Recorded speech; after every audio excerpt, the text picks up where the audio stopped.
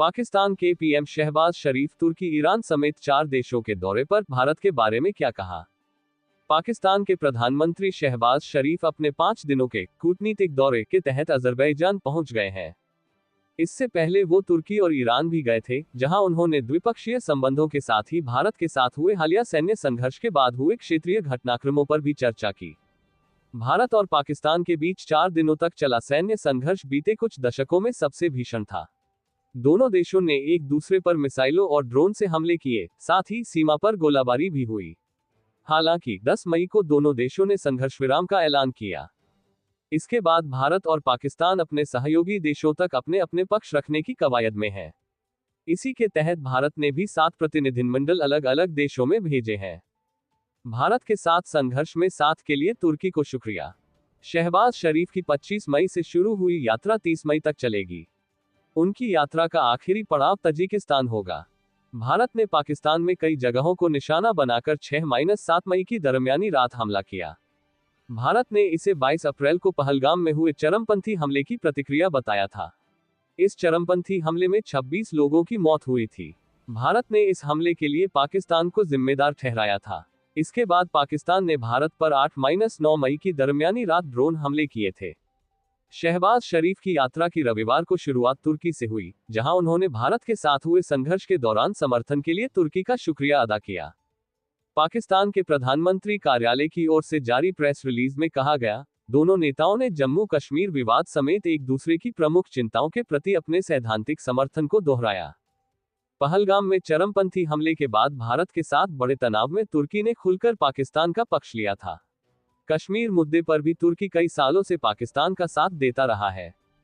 7 मई को भारत की ओर से पाकिस्तान में किए गए हवाई हमलों के बाद तुर्की के राष्ट्रपति रेचेप तैयप अर्दोआन ने पाकिस्तान के प्रधानमंत्री शहबाज शरीफ से बात की थी। तुर्की के राष्ट्रपति कार्यालय के मुताबिक अर्दोआन ने कहा कि तनाव और बढ़ने से रोकने के लिए तुर्की जो भी संभव होगा वह करेगा और इस संबंध में उनके कूटनीतिक संबंध जारी रहेंगे। तुर्की के राष्ट्रपति ने पहलगाम हमले की स्वतंत्र अंतर्राष्ट्रीय जांच कराने के पाकिस्तान के फैसले का भी समर्थन किया था। अर्दोआन ने नागरिकों की बढ़ती मौतों पर चिंता व्यक्त करते हुए सोशल मीडिया पर लिखा था, हमें चिंता है कि पाकिस्तान और भारत के बीच तनाव मिसाइल हमलों के साथ खुले संघर्ष की ओर बढ़ सकता है, जिसके परिणामस्वरूप कई नागरिक शहीद हो गए हैं। वहीं भारत ने ये आरोप लगाया था कि पाकिस्तान ने भारत के अलग अलग हिस्सों को 8-9 मई की दरमियानी रात को बड़े पैमाने पर ड्रोन से निशाना बनाया था। भारत का कहना था कि ये ड्रोन तुर्की के एसिस गॉड सोनागार ड्रोन थे। इसके बाद भारत में तुर्की के उत्पादों के बहिष्कार की मांग ने भी जोर पकड़ा था। ईरान में क्या बोले शहबाज शरीफ। दोनों दिनों के तुर्की दौरे के बाद शहबाज शरीफ सोमवार को ईरान पहुंचे। यहां उन्होंने ईरानी राष्ट्रपति मसूद पेजेश्कियान के साथ संयुक्त प्रेस कॉन्फ्रेंस में कहा कि वो शांति के खातिर भारत से वार्ता को तैयार हैं। शहबाज शरीफ ने कहा, हम कश्मीर और जल से जुड़े मुद्दे सहित सभी विवादों को बातचीत के जरिए सुलझाना चाहते हैं और अपने पड़ोसी के साथ व्यापक तथा आतंकवाद रोधी मुद्दों पर भी बातचीत करने के लिए तैयार हैं। शरीफ ने यह भी दावा किया कि भारत के साथ तकरीबन 4 दिनों तक चले संघर्ष में उनका देश विजयी रहा। भारत और पाकिस्तान के बीच जब सैन्य संघर्ष चरम पर था, तब ईरान के विदेश मंत्री अब्बास अरागची 2 दिनों के लिए भारत में थे। उनकी ये यात्रा पूर्वनियोजित थी, लेकिन अरागची भारत आने से पहले पाकिस्तान भी पहुंचे थे। अरागची ने भारत और पाकिस्तान को अपने भाई जैसा पड़ोसी देश बताया था। इस दौरान उन्होंने ये उम्मीद जताई थी कि भारत और पाकिस्तान दोनों ही क्षेत्र में तनाव बढ़ाने से परहेज करेंगे। पहलगाम हमले के बाद भी ईरान ने दोनों देशों के बीच बेहतर समझदारी के लिए मध्यस्थता की पेशकश की थी। सोशल मीडिया प्लेटफॉर्म एक्स पर अरागची ने लिखा था, भारत और पाकिस्तान ईरान के भाईचारे वाले पड़ोसी हैं, जिनसे सदियों पुराने सांस्कृतिक और सभ्यता वाले संबंध हैं। अन्य पड़ोसियों की तरह हम उन्हें अपनी सर्वोच्च प्राथमिकता मानते हैं। तेहरान फारसी कवि सादी द्वारा सिखाई गई भावना के अनुरूप इस कठिन समय में अधिक समझ बनाने के लिए इस्लामाबाद और नई दिल्ली में अपने अच्छे संबंधों का इस्तेमाल करने को तैयार है।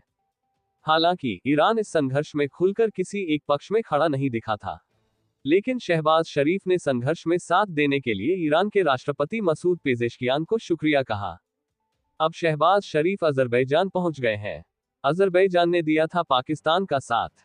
अजरबैजान दक्षिण कॉकेशस क्षेत्र में स्थित है। ये ईरान के पड़ोस में है। सोवियत संघ के विघटन के बाद बने देशों में से अजरबैजान भी एक था।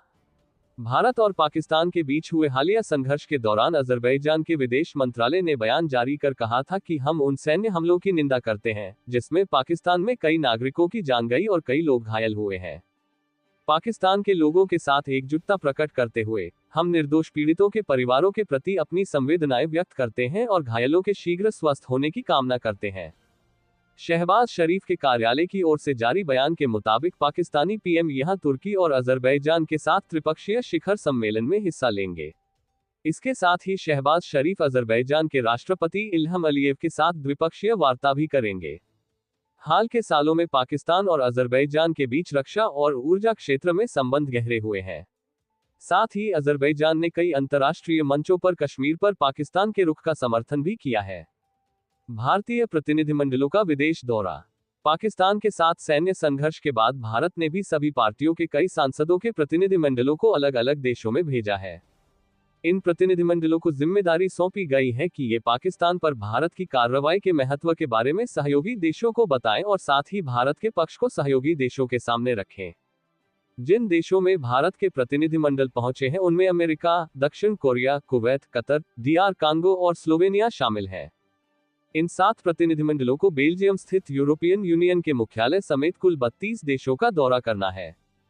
बीजेपी सांसद बैजंत पांडा की अगुवाई वाले प्रतिनिधिमंडल को सऊदी अरब, कुवैत, बहरीन और अल्जीरिया का दौरा करना है। इस गुट में AIMIM के प्रमुख और हैदराबाद से सांसद असदुद्दीन ओवैसी भी शामिल हैं। वहीं इसके अलावा दूसरे प्रतिनिधिमंडल को रविशंकर प्रसाद के नेतृत्व में UK, France, Germany, Italy, Denmark और यूरोपियन यूनियन जाना है। संजय कुमार झा के नेतृत्व में तीसरा प्रतिनिधिमंडल इंडोनेशिया, मलेशिया, दक्षिण कोरिया, जापान और सिंगापुर जाएगा।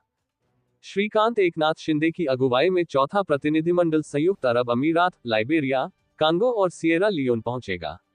5वें प्रतिनिधिमंडल की अगुवाई शशि थरूर को मिली है। ये समूह अमेरिका, पनामा, गुयाना, ब्राजील और कोलंबिया का दौरा करेगा। कनिमोई करुणानिधि के नेतृत्व वाला